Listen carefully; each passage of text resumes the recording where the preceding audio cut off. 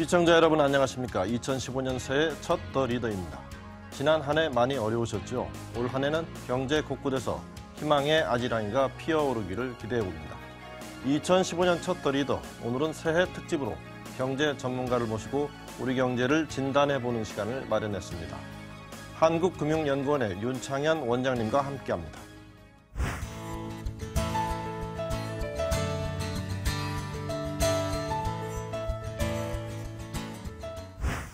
원장님, 바쁘신 일정에 나와주셔서 감사합니다. 네, 감사합니다. 예.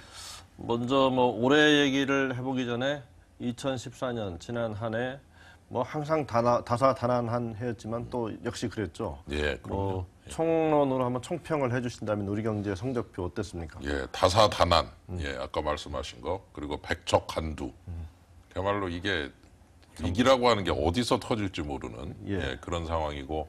심지어 그 유가가 떨어지는 것도 이제는 사실 좋은 일인데 뭐가 좋은지 나쁜지 예, 그런데 또 러시아가 안 좋아지고 산유국이 안 좋아지니까 한국이 좀 힘든 거 아니냐 이런 얘기가 나올 정도로 위기라고 하는 것이 아닌 것 같은데도 또 위기 얘기가 나오는 예, 이런 그 상황까지 겹쳐지니까 정말 이 경제화 상황에 대해서 짐작을 하고 이걸 분석을 하고 평가를 한다는 것이 정말 힘들어지고 그야말로 뉴노멀 새로운 그 정상 상태.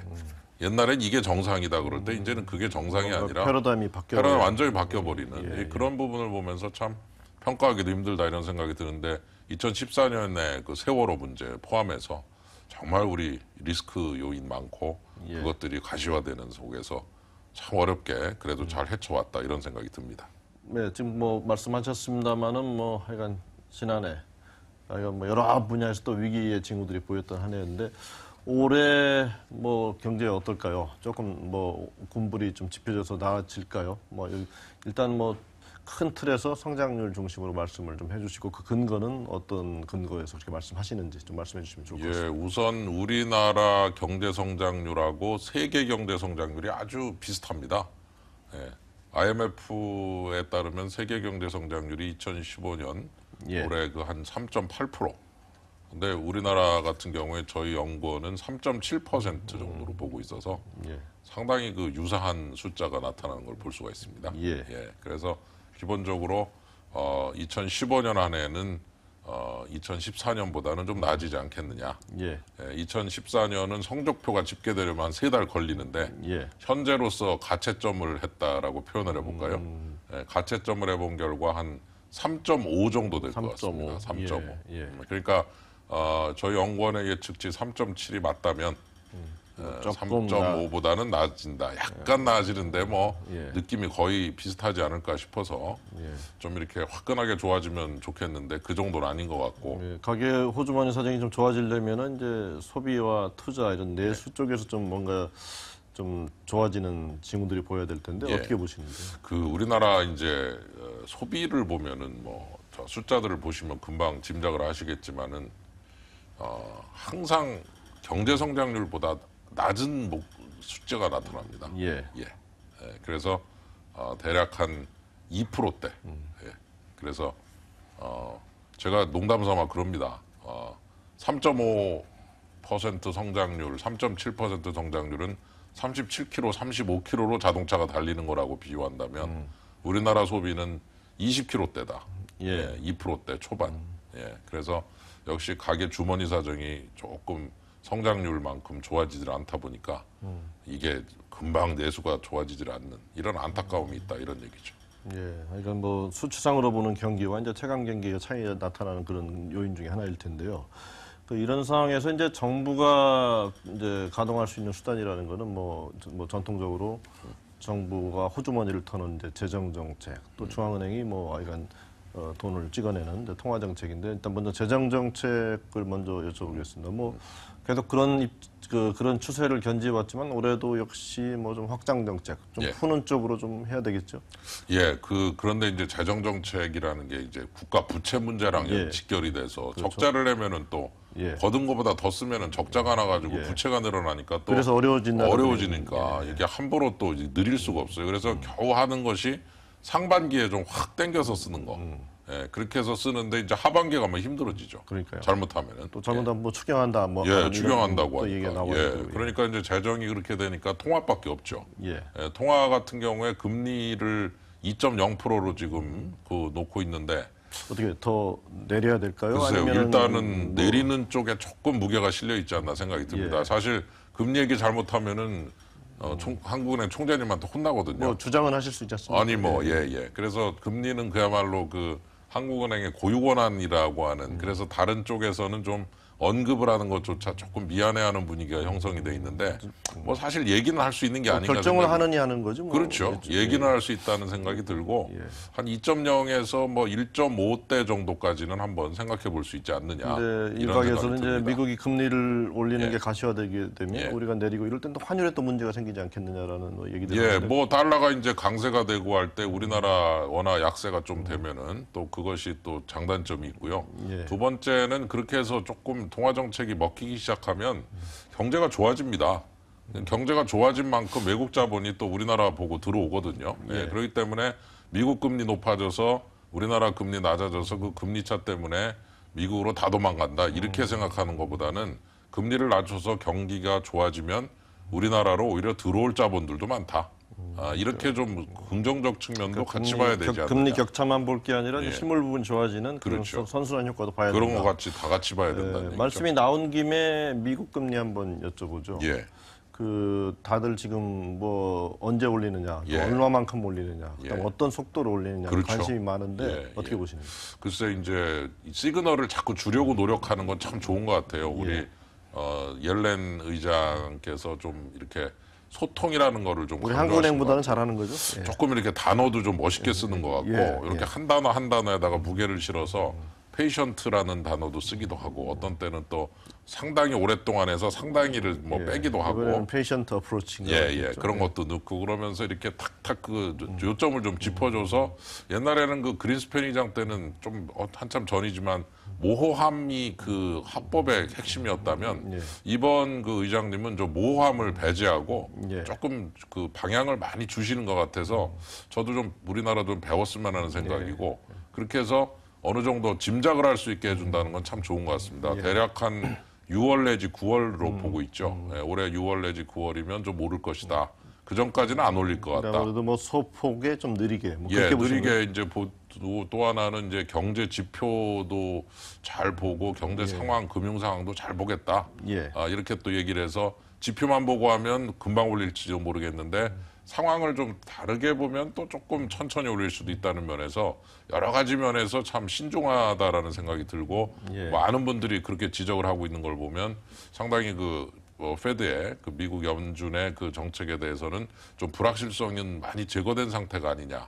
그러면서 좀 그 문제에 대해서 너무 깊게 생각하기보다는 좀 이렇게 좀 약간 편안한 느낌으로 볼 수 있는 그런 그 통화 정책이 된다는 면에서 우리 한은도 좀 한번 그런 걸 잘 연구해서 좀 하는 정책에 대해서 많은 사람들이 이렇게 편안하게 느낄 수 있도록 만들면 좋겠다 이런 생각이 좀 듭니다. 그 옐렌이 말하는 걸 보면 뭐 되게 뭐 어떻게 할 것 같다라는 느낌이 좀 오는 좀 이런 좀 그런 좀 가이드라인 같은 걸 많이 예, 주는 가이드라인도 주고요. 이렇게 이제 듣고 이렇게 보면은 이렇게 막 너무 꼬거나 뭐 시장에 좀 죄송한 표현입니다. 뒤통수를 친다거나 막 그냥 이상한 그런 움직임을 보인다거나 하는 거는 아니다.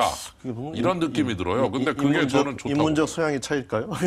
그건 것도 있고요. 또 이 스타일의 차이인 것 같고 또 그런 분을 그 월스트리트에서 저분이다라고 이렇게 좀 많이 좋아하는 걸 보고 오바마 대통령이 원래는 레리 서머스 전 하버드대 총장 그분을 이제 지명을 하려고 그랬다가 결국 그렇죠? 철회를 하고 이분을 지명했는데 왜 시장에서 옐렌 의장을 더 선호했을까를 생각해 보니까 역시 지금과 같이 혼란스러운 시대에는 조금 이렇게 직설적까지는 아니어도 좀 이렇게 너무 헷갈리게 만들지 않는 분이 훨씬 더 시장과 소통이 잘 되겠다라는 거를 시장이 본능적으로 느낀 게 아닌가 좀 그런 생각이 듭니다.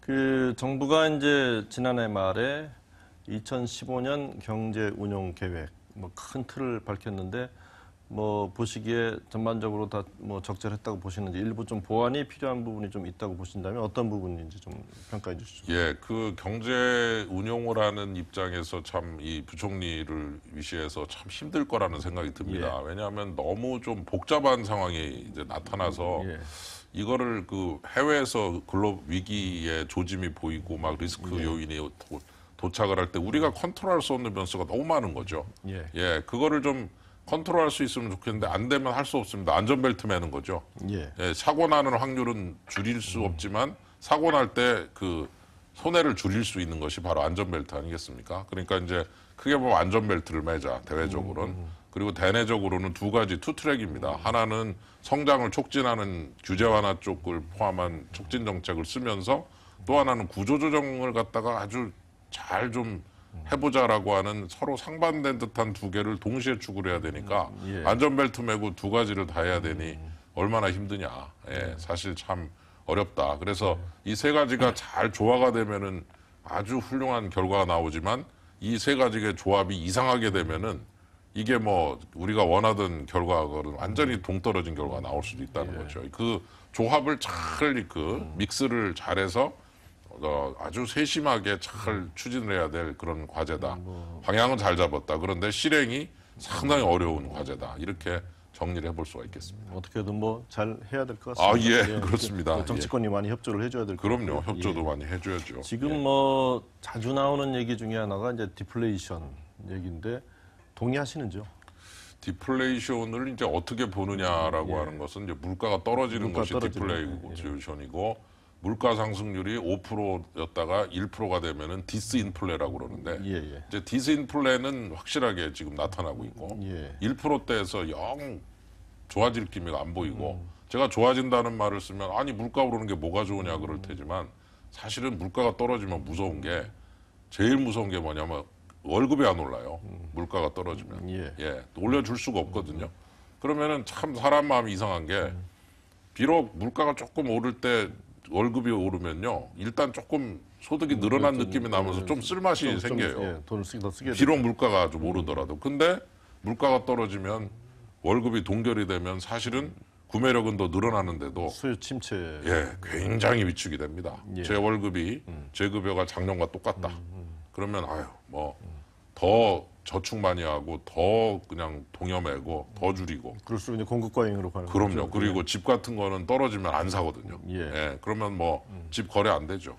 그러니까 디플레이션이 무서운 거는 한마디로 돈 쓸 생각을 없애버린다는 겁니다. 그러면서 경제가 완전히 침체가 되게 만드는 그런 아주 그 마술 같은 그런 그 마법이 있어요. 디플레이는 독약입니다. 그렇죠. 그래서 저는 이 일본도 보고 여러 가지 상황을 보면서 왜 전 세계 중앙은행이 2~3% 정도의 인플레이션을 목표로 하고 있을까? 왜 물가가 떨어지게 만드는 것을 목표로 하지 않을까? 바로 물가가 떨어지게 되면 엄청난 소용돌이에 휘말린다. 그거를 막기 위해서 모든 중앙은행은 플러스로 물가가 살짝 오르게 목표를 정하고 있다.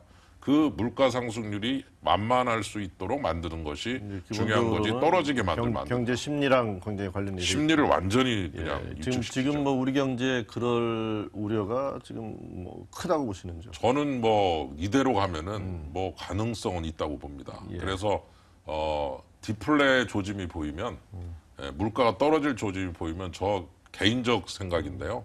돈을 좀 확 풀어야 됩니다. 풀어서 어떻게든 약간 오르게 만들어야 됩니다. 그래서 물가가 떨어질 거라는 그 예상이 정착되지 않게 일시적으로 떨어지더라도 앞으로도 계속 떨어질 거다라고 확신을 가지게 하면 절대로 안 된다. 이거는 굉장히 중요한 포인트다. 이렇게 보여집니다. 한국은행이 굉장히 유념해서 좀 봐야 돼요. 굉장히 좀 조심 많이 해야 됩니다. 포인트일 것 같습니다. 한국은행 원래 물가 안정을 목표로 하고 있는데 안정에 너무 치중을 하다 보니까 지나친 안정은 독이다. 내려갈 수 있으면 내려가는 건 아니라는 거죠. 절대로 아니다 이거죠. 이건 디플레가 뭔지에 대해서 아주 알아듣기 쉽게 말씀해 주셨습니다. 그런데 이제 최근에 여러 가지 이제 돈도 풀리고 또 대출 부동산 경기 활성화를 위해서 이제 대출에 대한 규제 같은 게 완화되다 보니까 뭐 불가피하게 또 어쩔 수 없이 이제 우리 경기 내관이라고 다들 걱정하고 있는 내관이 될 가능성이 있다고 걱정하고 있는 이제 가계부채 문제 우려하는데 뭐 지금까지 상황 어떻게 보십니까? 글쎄요, 저는 이제 그 두 가지를 볼 수 있는데요. 1,060조인데요. 지금 우리나라 GDP가 한 1,430조 정도 됩니다. 이 가계부채는 명목 그 액수기 때문에 명목 GDP랑 비교해야 되거든요. 명목 GDP 1,430조 정도에 비하면 그래도 아직은 좀 여유는 있습니다. 다만 가계 소득 대비 이제 가계 부채를 나누게 해보면은 비율이 조금 올라가고 가처분 있죠. 소득 예, 대비. 가처분 소득 대비. 예. 그리고 또 하나는 그 속도는 많이 줄어들고 있다는 거는 조금 좋은 거고 가처분 소득 대비 비율이 조금 올라가고 있는 거는 안 좋은 거고 그 GDP 대비 비율은 괜찮고 예, 이런 거를 복합적으로 보면 당장 폭삭할 수준은 아니다. 그리고 그 가계부채가 모두 부동산과 연계돼 있어서 예. 부동산이 대략 한 1, 2% 정도만 이렇게 살짝 완만하게 상승해주면 가계부채를 갚을 수 있는 능력도 늘어나고 있는 거거든요. 예. 그렇기 때문에 그 부분을 좀 잘 봐야 되고 가장 경계해야 될 거는 부동산이 떨어지고 있는데 가계부채가 늘어날 때 요거는 아주 독약입니다. 요거는 진짜 막아야 될 부분이라서 이건 아마 한국은행을 포함한 정부에서 정말 신중하게 들여다보고 있다 이렇게 볼 수 있고 마지막으로 하나 말씀드리면 부자들 쪽 여유 있는 쪽에 많이 가 있다 빚이 그래서 예. 조금 낮고요. 그리고 가계 금융 조사를 해보면 가계 부채보다 자산이 좀 많습니다. 평균적으로. 그러니까 쉽게 말해서 빚도 있지만 또 자산도, 자산도 예, 있다는 예, 거죠. 예. 플러스로. 예. 그래서 순자산이 플러스인 가게가 많고 예. 마이너스인 가게는 아주 일부입니다. 그래서 예. 그쪽만 좀 우리가 신경 써서 잘 관리하면 당장 우리 경제에 주름살을 들이울 가능성은 적다. 이렇게 좀 볼 수 있겠죠. 예, 윤 원장님하고 대담을 이렇게 하다 보면 참 복잡한 경제 현상을 아주 쉽게 풀이해 주시는 그 장점이 있으셔서 아주 좋습니다. 아유, 고맙습니다. 예. 미국의 이제 금리 인상에 대해서 앞부분에서 여쭤봤는데 지금 원달러 환율 같은 경우는 지금 어느 정도로 보시는지 올해? 글쎄요, 원달러 환율은 좀 이제 강세가 조금 되겠죠. 달러가. 아무래도 달러가 강세니까 예, 워낙 아까 모두에서 약세로 저 사회자께서 짚어주셨는데 예. 사실 금리 인상되면 그쪽으로 들어가고 지금 미국 제조업이 좋아지고 사실 미국이 뭐 다들 많이들 얘기하시지만은 혼자서 너무 잘 나가는 거 아니냐 소리 막 듣고요. 예. 그다음에 제조업을 또 많이 또 부강을 시켜서 요즘은 선진국 디커플링 얘기가 그래서 참 옛날에 한때 미제가 굉장히 좋았다가 미제가 엉망이었는데 요새 미제 또 좋아진다고 그래요. 제조업이 살아나고 있죠. 그리고 자기들이 국산을 써요. 그러니까 미국의 국산은 미제죠. 예. 미국 사람이 미제를 쓰는 거죠. 그래서 제조업 좋아지죠. 그래서 제일 좀 지금 걱정이 되는 게 미국 경제 좋아지는데 미국 사람들이 미국 소비자들이 해외에서 수입을 많이 하던 분들이 수입을 별로 안 하고 자기네 나라 걸 써버리니까 미국 경제 좋아져봤자 글로벌에는 별로 도움이 안 된다. 이런 그 볼멘 소리가 나오면서 금리 때문에 돈 들어가지.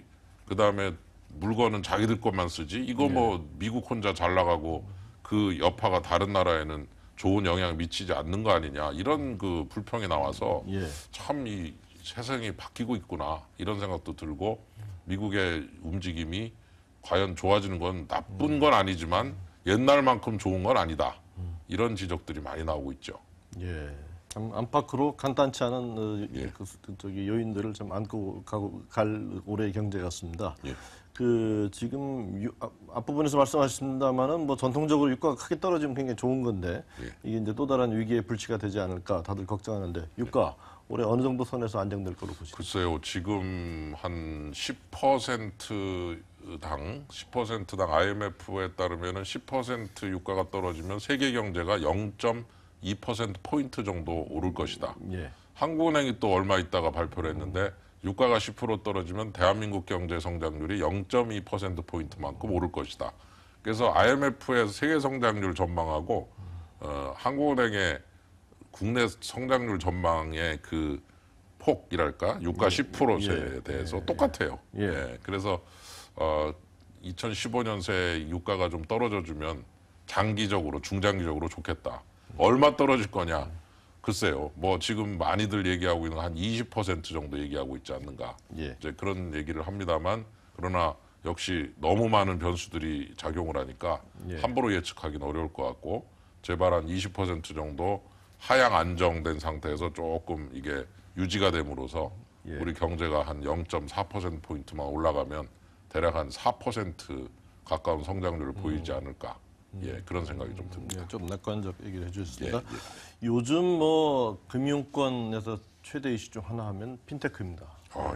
ICT와 금융의과의 결합. 그래서 뭐 사실은 소비자 입장에서 보면 매우 편리한 이제 양상. 또 경쟁도 치열해. 산업 내부에서 경쟁도 치열해진데 또 한편으로 보면 인력을 무지무지 줄여나가는 또 그런 그 또 부정적인 효과도 우려되는데 예. 이 핀테크 어떻게 봐야 되는지요? 예, 요거를 조화만 보이지 않는 예, 잘 봐야 됩니다. 예. 이렇게 이제 너무 지나친 그 혁신이라는 게 지나치다라는 말이 좀 이상하지만 고용을 확 줄여버리는 혁신. 그러니까 로봇 만들었더니 사람이 다 끝나더라. 이렇게 돼서는 곤란하다는 금융은 뭐 양질의 일자리가 많은 곳이에요. 예, 그럼요. 예. 두 번째는 이제 자산 관리 같은 건 로봇가 못 해주거든요. 예. 이렇게 좀 상담해주고 사람의 상황을 잘 파악해보고 그분이 이런 식으로 자신의 돈을 잘 이렇게 굴리면 좋겠다. 이런 거는 이제 로봇가 할 수는 없기 때문에 좀 그런 그 보완적 분야를 만들면서 이거를 해야지 예. 이 현직 그 뱅커들이 갈 데도 없는데 그러니까요. 그런 새로운 분야를 만들지도 않으면서 로봇만 잔뜩 만들어서 사람들을 싹 그냥 채고해 버린다. 그러면은 걱정됩니다. 이제 뭐 이거는 경제가 엉망이 되는 거죠. 예.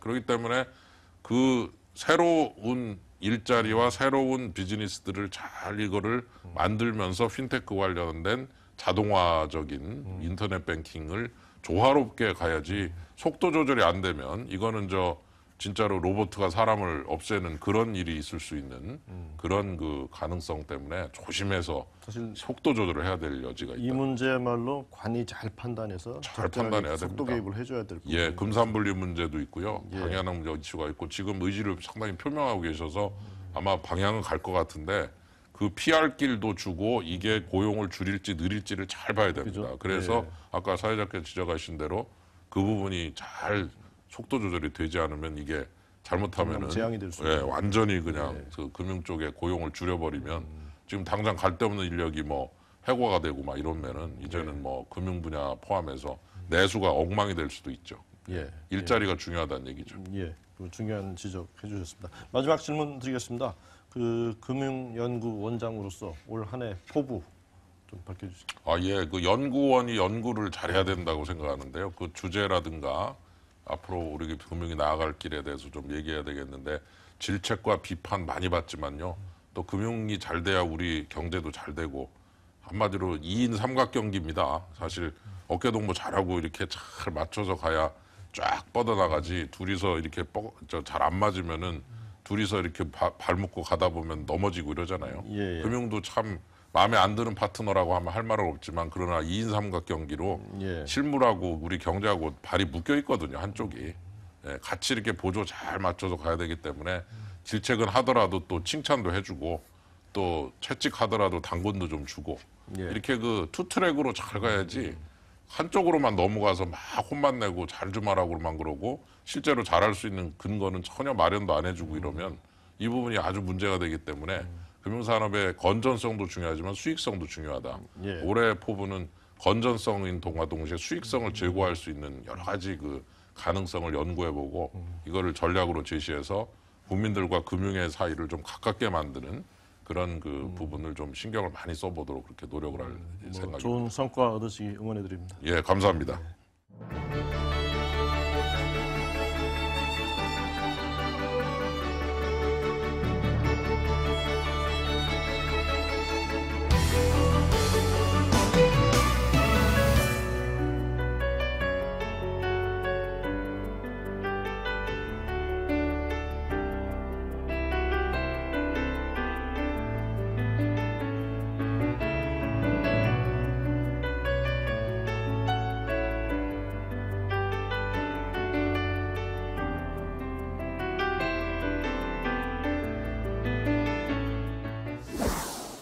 지금까지 들으신 것처럼 우리는 위기가 상시화된 시대에 살고 있습니다.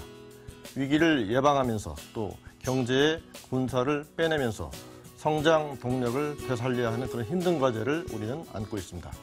민관이 힘을 합쳐서 이런 어려운 과제를 잘 풀어나가는 그런 한 해가 됐으면 합니다.